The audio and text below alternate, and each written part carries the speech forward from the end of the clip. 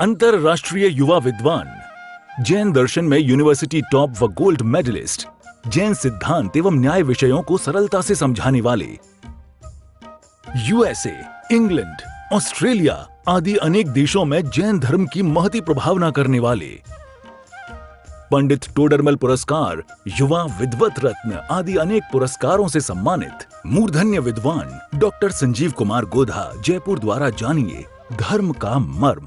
इस कार्यक्रम के प्रायोजक हैं श्री महेंद्र कुमार जी गंगवाल, श्रीमती कुसुम जी गंगवाल, श्रीमान राहुल जी गंगवाल, श्रीमती सुनीता जी गंगवाल, श्रीमान विनीत जी गंगवाल, श्रीमती रीना जी गंगवाल, कुमारी गाथा, धार्मिक, कुमारी नयांशी, कुमारी रेविधा, कुमारी आर्या, कुमारी ऐशुना एवं समस्त गंगवाल परिवार, श्यामनगर, जयपुर, राजस्थान। हरिहंत सिद्ध सूरी उपाध्याय साधु सर्व अर्थ के प्रकाशी मांगने के उपकारी है। तिनको स्वरूप जाने राग तिन भरी जो भक्ति काय को नमाए स्तुति को उचारी है। धन्य धन्य तिन ही ते काज सब आज भाए कर जोड़े बारे बारे वंदना हमारी है। मंगल कल्याण सुख सो हम चाहत है। हो मेरी ऐसी दशा जैसी तुम धारी है। हो मेरी ऐसी दशा जैसी तुम धारी है। हो मेरी ऐसी दशा जैसी तुम धारी है। शत्र चूड़ामणि नामक ये ग्रंथ जीवनधर स्वामी काष्ठांगार पर विजय प्राप्त करने के उपरांत अपने सुख सुविधाओं और शांति पूर्वक रहने लगे। राज्य प्राप्त करके उनके हृदय में प्रसन्नता का अनुभव हुआ और फिर नीतिकारों ने यह कह दिया कि भाई सुनो, जिस चीज की लंबे समय से प्रतीक्षा होती है उस वस्तु को प्राप्त हो जाने पर आनंद भी उतना ही होता है। जैसे जैसे लंबा समय होता चला जाता है तकलीफ बढ़ती है, लेकिन वस्तु के प्राप्त हो जाने पर आनंद भी मिलता है। और यह सब कहते हुए विशेषार्थ में जो मार्मिक बिंदु यहाँ रख दिया था कि भाई तू किसी पर वस्तु के कारण दुखी नहीं है। जगत की कोई भी वस्तु, जगत का कोई भी पदार्थ तुझे दुखी नहीं कर सकता जब तक कि तू स्वयं अपने आप से दुखी नहीं। इसका मतलब तेरा दुखी होना और तेरा दुखी नहीं होना ये किसी दूसरे के हाथ में नहीं है। तेरा रिमोट कंट्रोल किसी और के पास में दे देना ये तेरी ही मूर्खता है। तू अपने भ्रम से दुखी है। तेरे जितने दुख दिखाई देते हैं, जिन्हें तू दुख कह करके पुकारता है, उनमें 90%, 95%, 99% दुख ऐसे होंगे जो वास्तव में सिर्फ काल्पनिक है। काल्पनिक माने सोच सोच करके दुखी है। ये सब बातें कल हमने इस तरह की बातें आपके बीच में की है। हम अपनी ही सोच से दुखी हैं। चेहरे के निशान को देख करके, सर के बालों को देख करके, निकले हुए दांतों को देख करके खुद ही दुखी हो रहा है। अब दूसरे को क्या मतलब है? अब दीपेश जी के कुछ बाल सफेद आ गए, वो तो मुझे क्या टेंशन है मतलब, लेकिन इनको जरूर टेंशन होती है। ये है ना, ये ऐसा मैंने कौन किसकी वजह से? मेरे सर में बाल कम है तो किसको तकलीफ है? मैं कहता हूँ सुमित प्रकाश जी को देख करके आप लोगों को किस किस को टेंशन होती है सर में बाल नहीं हो तो? आपको लगता है ये कैसे रहते हैं यार? क्योंकि क्या ठीक है जो जैसा रहता है, लेकिन खुद जब आईने में के सामने खड़ा होता है तो खुद ही तकलीफ पाता है। आपने हर्षवर्धन है ना, हर्ष तो कहता है मैंने बहुत सालों से आईना नहीं देखा। जरूरत ही नहीं। आईना क्यों क्यों देखना? आईना सर में बाल है नहीं, अब बिल्कुल साफ रखता है क्या? जरूरत ही नहीं है हमारे।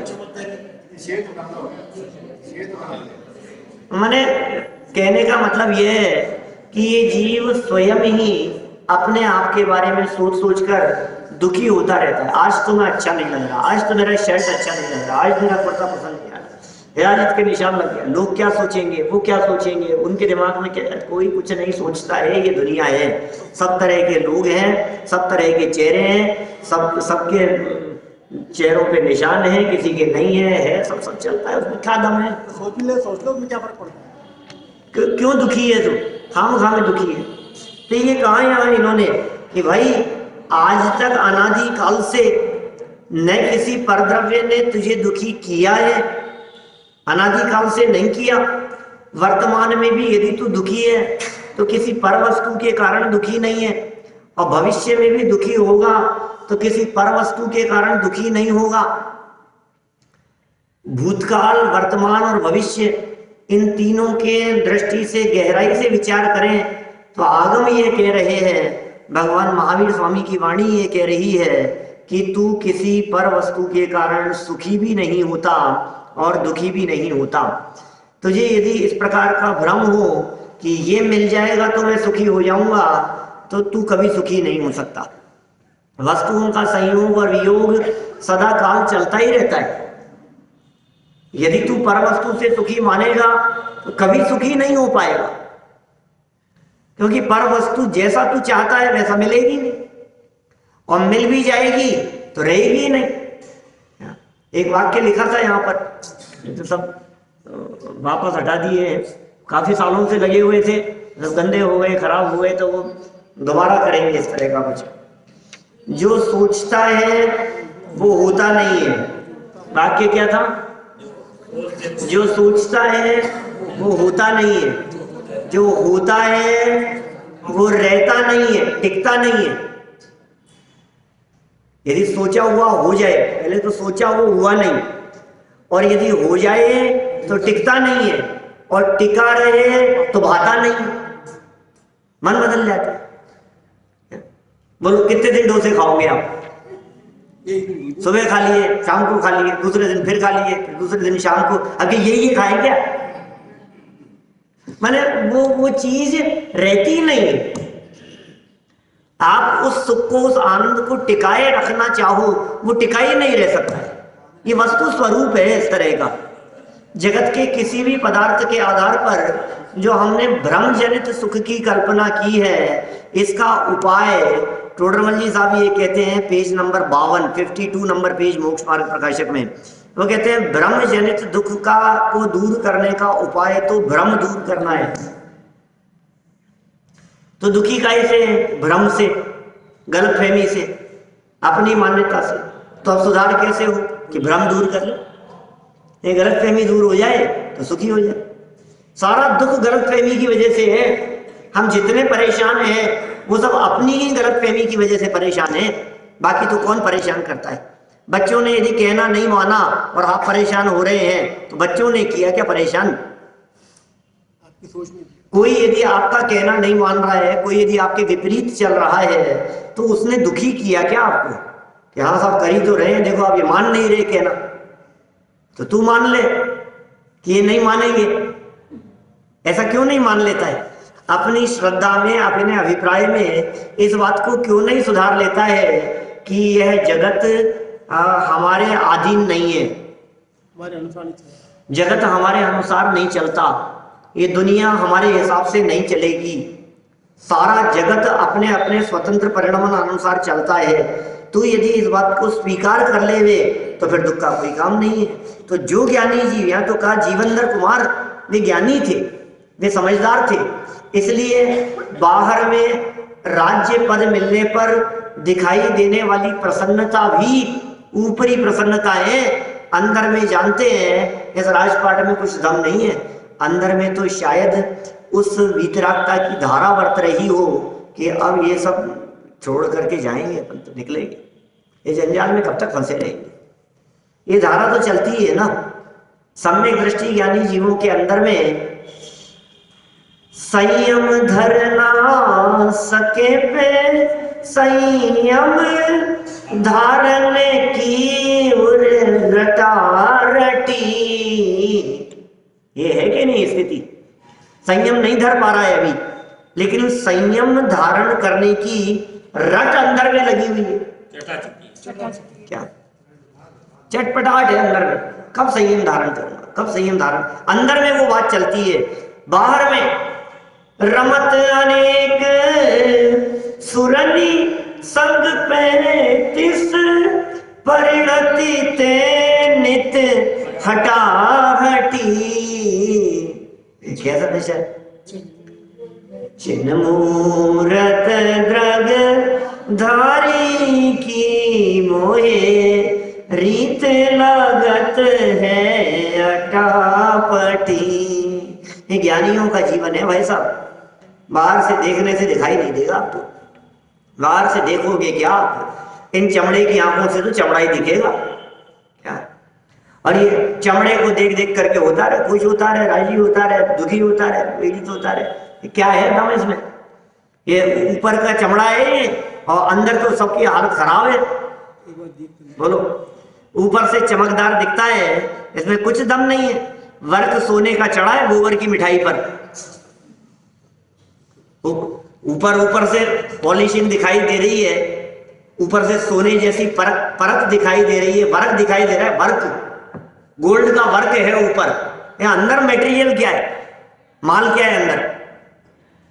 तो ये जो ऊपर से सुंदर और बदसूरत दिखाई दे रहा है, ये तो बाहर की पैकिंग है। अंदर माल कैसा है? अंदर में यदि ज्यादा अंदर भीतर जाकर के देखे तो वो जो पवित्रतम माल है उस पर तो दृष्टि है ही नहीं तेरी। अंदर में जो आत्म तत्व विराजमान है उस पर तो दृष्टि है नहीं। और थोड़ा सा यदि यहां से अंदर जावे तो जो गंदगी दिखाई देती है, जो अपवित्रता दिखाई देती है, स्वयं देखना पसंद न करे, ऐसी स्थिति है। तो ज्ञानी जीव क्या विचार करते हैं? ये वेद विज्ञान का विचार करते हैं। ये ज्ञानी जीव ये चिंतन करते हैं कि इसमें कुछ सार नहीं है, ये फर्क है, अंतरंग और बहिरंग का फर्क है। इसलिए काष्टांगार बाहर से कैसा था और जीवंदर कुमार कैसे हैं, काष्टांगार का अंतरंग कैसा था और जीवंदर कुमार का अंतरंग कैसा है, इसे इन्होंने मणियों और कांच के टुकड़ों की उपमा देकर के कह दिया। ठीक इसी प्रकार की बात भक्तामर स्तोत्र में भी कही है। क्या? नैवम तु काच शकले किरणाकुलेपी, क्या?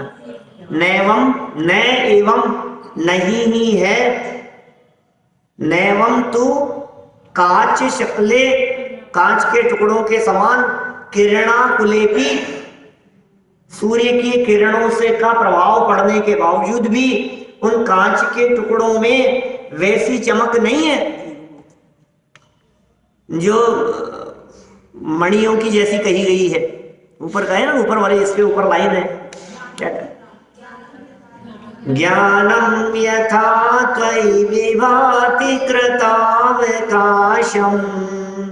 नैवं तथा हरिहरादिषु नायकेषु तेजस्फुरन्मणिषु याति यथा महत्त्वं नैवं तु काच शकले किरणाकुलेपि। बोलो, कितने सुंदर मार्मिक बात कह दी है। हे जनेन्द्र देव, हे आदिनाथ भगवान, कहाँ आपका दिव्य ज्ञान, क्या आपका केवल ज्ञान? ज्ञानम यथा त्वयि, आप में विभाति, सुशोभित होता है। हे ऋषभ देव प्रभु, जैसा ज्ञान आप में सुशोभित होता है, कृतावकाशम, पूर्ण रूप से, जिसमें रंच मात्र भी कमी नहीं है, नैवं तथा हरिहरादिषु नायकेषु, वैसा ज्ञान हरि हर जगत में दिखाई देने वाले नायक, जगत में दिखाई देने वाले श्रेष्ठतम महापुरुष और देवी देवता, उनमें हे ऋषभ देव भगवान, जैसा ज्ञान आप में है वैसा दिख ही नहीं सकता। और फिर उदाहरण दे दिया, कहा तो मणियों का स्वाभाविक प्रकाश और कहा कांच के टुकड़ों का प्रकाश। कांच के टुकड़ों में, और कांच के टुकड़ों में कितनी भी रोशनी डालो आप ऊपर से, उनमें वो चमक आ ही नहीं सकती जो चमक रत्नों में आती है। विशेष प्रकार के रत्नों में तो ऐसी विशेषता होती है कि ज्यों-ज्यों लाइट पड़ती है त्यों-त्यों उसकी चमक और वो स्वाभाविक प्रकाश के कारण वो बढ़ती चली जाती है, ऐसा है। और इसकी तो हालत खराब है कांच के टुकड़ों की। तो जगत के सब लोगों के लिए कांच के टुकड़ों की उपमा दे दी और हे ऋषभदेव भगवान आप रत्नों के समान हो। ये यहाँ रत्न प्रकाश, मणियों का प्रकाश और दूसरी तरफ कांच के टुकड़े, ये उपमाएं यहाँ काष्ठांगार और जीवनधर के स्वरूप के संदर्भ में प्रस्तुत की गई। 504 नंबर पेज पर आगे 3 नंबर का श्लोक है इस 11वें लंब का। देखिए आप, सज्जन बुद्धिमान मनुष्य की विशेषताएं। ओहो, यहाँ तो सब बुद्धिमान है हमारे सामने। अब आप कौन कौन कितना बुद्धिमान है और उनमें क्या विशेषताएं होती है, ये ध्यान रखने योग्य है। कौन बुद्धिमान है? यदि आप अपने आप को बुद्धिमान समझते हैं तो परखिए अपने आप को इस तीसरे श्लोक से। आप यदि अपने आप के बारे में ऐसा समझते हैं कि हम सज्जन हैं, हम तो बहुत सज्जन हैं, तो आप अपने आप को परखिए इस श्लोक के आधार पर। इसमें दी है कसौटी, अपने आप को कस के देखने के लिए। हम इस कसौटी पर कितने खरे उतरते हैं, किसी और की तरफ उंगली उठाने की जरूरत नहीं है। अपने में कमियां हो तो उन्हें सुधार लें और अपने जीवन को ऐसा पवित्र बनाने का प्रयास करें। देखिए पढ़ते हैं 3 नंबर का यह श्लोक। कृते नामेक रूपाई वृत्ति संपद संपदौ नहीं नादे तो ये दे रसी विक्रिया। निश्चय से संपत्ति और विपत्ति में बुद्धिमानों की वृत्ति एक सी रहती है। लो, होकर सुख में मग्न न फूले, दुख में कभी ना घबरावे। ये कह रहे हैं यहाँ पे, ये तो कह रहे हैं। दोनों ही परिस्थितियों में, संपत्ति में भी क्या, और यहाँ तो थोड़ी सी संपत्ति मिले और ये तो फूला नहीं समाता है क्या। और थोड़ा सा संकट आ जाए तो ऐसे लगता है जैसे मरे जा रहा हूं। आप सोचिए जरा, ज्ञानियों की दशा कह रहे हैं, ये बुद्धिमानों की दशा कह रहे हैं। बुद्धिमान लोग, सज्जन लोग बाहर से प्रभावित नहीं हुआ करते, पर से अप्रभावित रहते हैं, संयोगों से अप्रभावित रहते हैं। वे जानते हैं कि अनुकूलताएं भी ज्यादा समय टिकने वाली नहीं है और प्रतिकूलताएं भी ज्यादा लंबे समय रहने वाली नहीं है। जब अनुकूल और प्रतिकूल दोनों ही परिस्थितियों के संदर्भ में इतना बारीकी से विचार कर लिया, अब तकलीफ किस बात की है। अब होकर सुख में मग्न न फूले, अब फूलेगा नहीं। लाखों वर्षों तक जीऊं, खुश नहीं होगा। अरे मेरी तो उम्र बढ़ती जा रही है, 125 साल का हो गया, 105 साल का हो गया, 120 साल का हो गया, कोई मतलब नहीं। या मृत्यु आज ही आ जावे, दुख में कभी न घबरावे। पर्वत नदी शमशान भयानक, अटवी से नहीं बहना। डर नहीं लगता आपको? डर नहीं लगता क्या? आपको मौत का डर नहीं लगता है क्या? आपको घबराहट नहीं होती है क्या? आपको चित्त में ऐसा नहीं लगता है कि अरे यार क्या होगा क्या होगा क्या होगा? वही है, वही जो भगवान के ज्ञान में झलका है। अनहोनी होती नहीं क्यों ही काहे, वो तो अधीर आ रहे। तो अधीर क्यों होता है? और घटना और परिस्थिति तो वैसे ही बनती हुई दिखेगी ना जैसा तूने पैक किया था। पैकिंग तो तेरी ही थी। जैसा जैसा पैक किया था अपने टिफिन में, पहले पैक करके लाया था अपने घर से, अब लंच टाइम में जब उस टिफिन को खोलता है तो माल तो वही निकलेगा जो पैक किया था। किसी के भी साथ बनने वाली घटनाएं और परिस्थिति अनहोनी नहीं होती, क्योंकि बनने वाली परिस्थिति उसका निर्णायक निमित्त रूप से बंधा हुआ कर्म वो वर्षों पहले हमारे द्वारा ही बांध लिया गया था। इसलिए कुछ अनहोनी नहीं हुई है, घटना कुछ नई नहीं घटी है। जो भी घटी है परिस्थिति, वो घटना हमने बांध ली थी पहले। हमने ही अपने उपयोग में उन बातों को बांधा है। अपने कर्म से, अपने परिणामों से, अपने विचारों से, चिंतन से, सोच से, वो हमने ही बांधा है पहले। इसका मतलब बांधा है का मतलब उसको विद रिटन परमिशन दी है उस कर्म को हमने कि तू हमारे साथ में ऐसी परिस्थिति बनाना। ये परमिशन हमारे द्वारा दी हुई है। ये कर्म कोई बहुत सज्जन है, ये कर्म ऐसे ही नहीं आते, जबरन नहीं आएंगे आपके ऊपर, बिना आमंत्रण के नहीं आएंगे। बहुत सज्जन है ये कर्म। और आने के बाद यदि तुम कहोगे, तुम कहेंगे भाई साहब मेरा तुम्हारा निमंत्रण, भूतकाल में 6 दिन पहले इतने बजकर इतने मिनट पर तुमने जो ये विचार किया था, हम तो इसलिए आए हैं। 2 महीने पहले तुमने उनके बारे में जो ऐसा विचार किया था, ऐसा सोचा था, ये हम तो उस वजह से आए हैं यहाँ पर। पिछले भाव में तुमने ऐसा किया था, बचपन में तुमने ऐसा किया था, युवावस्था में तुमने ऐसा किया था, इनके साथ तुमने ऐसा किया था। बैठे बैठे तुम खाम खा के बुने जा रहे थे वो जाल, अभी ये तो आएगा ही जो तुमने बुना था, ये तो फल मिलेगा। तो कोई भी घटना और परिस्थिति अनहोनी नहीं होती। इसलिए ज्ञानी व्यक्ति बनने वाली प्रतिकूल परिस्थिति के बारे में भी बहुत शांत चित्त होकर विचार करते हैं, और बनने वाली अनुकूल परिस्थितियों में भी बहुत शांति से विचार करते हैं, क्यों हो इसमें भी हमारा क्या है। जग में जिसको निज कहता मैं, वह छोड़ मुझे चल देता है। ये तो होगा ही ना। जग में जिसको हम अपना कहते हैं, ये छोड़ करके जाने ही वाले हैं। 2 है ना पति पत्नी, एक तो जाएंगे ना पहले, ये जोड़ी टूटेगी ना कभी तो। बोलो आप तैयार हैं इस जोड़ी को टूटने के लिए? अरे नहीं साहब शुभ शुभ बोलो, ऐसे क्यों बोलते हो? क्या शुभ शुभ बोले?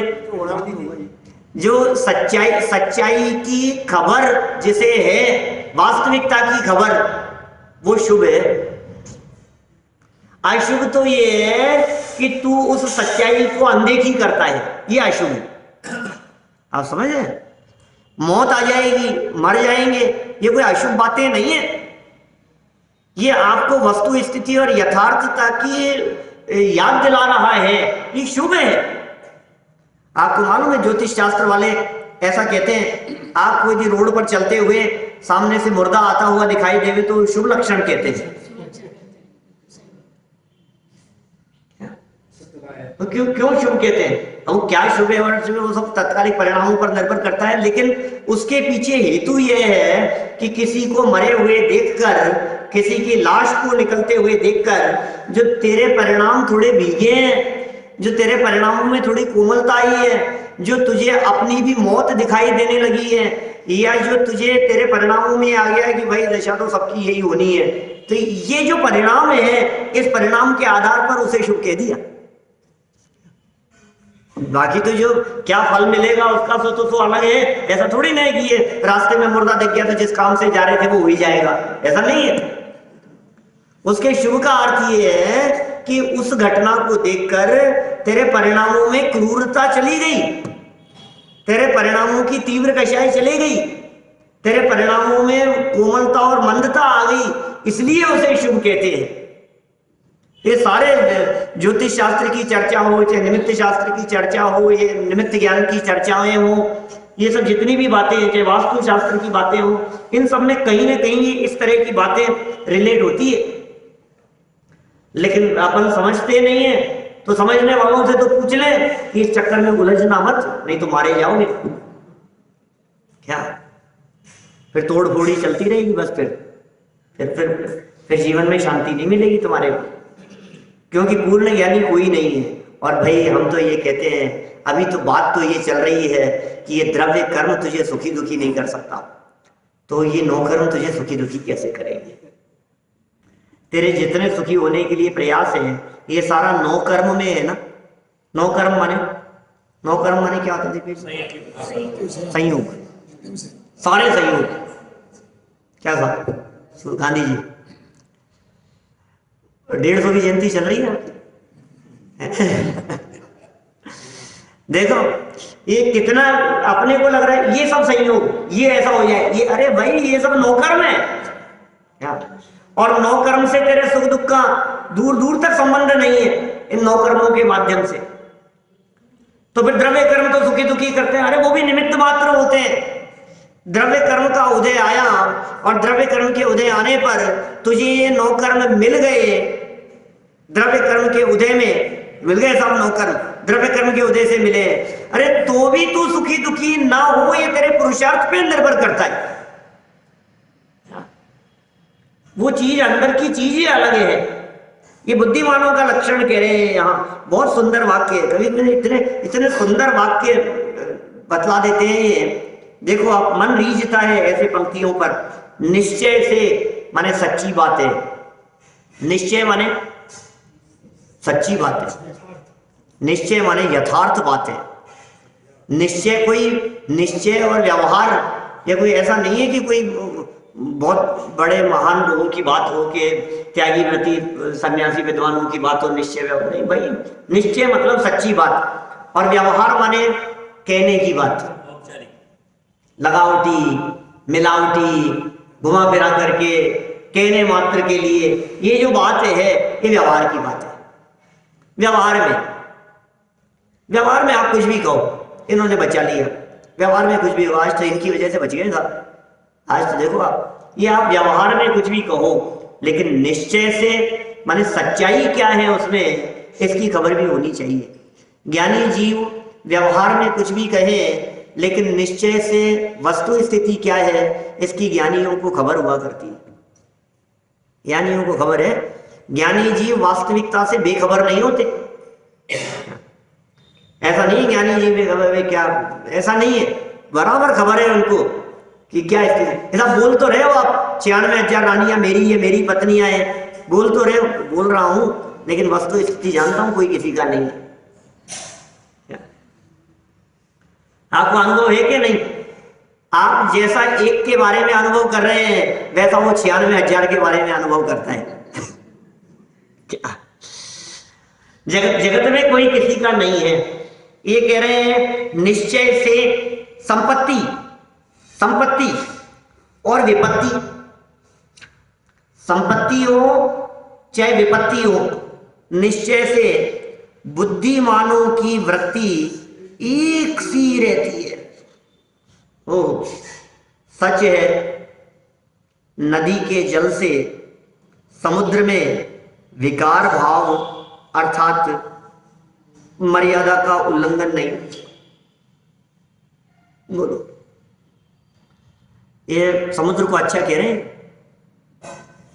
यहां कभी समुद्र के खारे जल को कहकर उसकी आलोचना करते हैं, और यहां तो समुद्र के इस स्वभाव को कहकर उसकी प्रशंसा कर रहे हैं कि कितनी भी नदियां इस समुद्र में आकर क्यों न मिल जावे, लेकिन उसके बावजूद भी समुद्र अपनी मर्यादा का उल्लंघन नहीं करता। अब सुनामी की बातें मत कहना, क्या अभी तो कुछ ना कुछ तो रहे होंगे कारण, लेकिन सिर्फ नदियां उनमें आकर के मिलती रहें समुद्र में, तो समुद्र में एक बड़वानल कहते हैं उसे, समुद्र की अग्नि को अंदर जाकर के बड़वानल, अनल माने होता है अग्नि, बड़वानल समुद्र की अग्नि, वो उसके लेवल को मेंटेन रखती है, वो उसकी मर्यादा का उल्लंघन नहीं करने लगती। माने समुद्र के अंदर में जलने वाली वो उज्ज्वलता, वो अग्नि, वो उसको मर्यादा का उल्लंघन करने से रोक रही है। इसी तरह से ज्ञानी जीवों के हृदय में प्रवर्तमान ज्ञानाग्नि, वो ज्ञान रूपी अग्नि जल रही है। वो ज्ञानियों के अंतरंग की वो समझ, वो कभी भी ज्ञानियों को अपनी मर्यादा का उल्लंघन नहीं करने देते।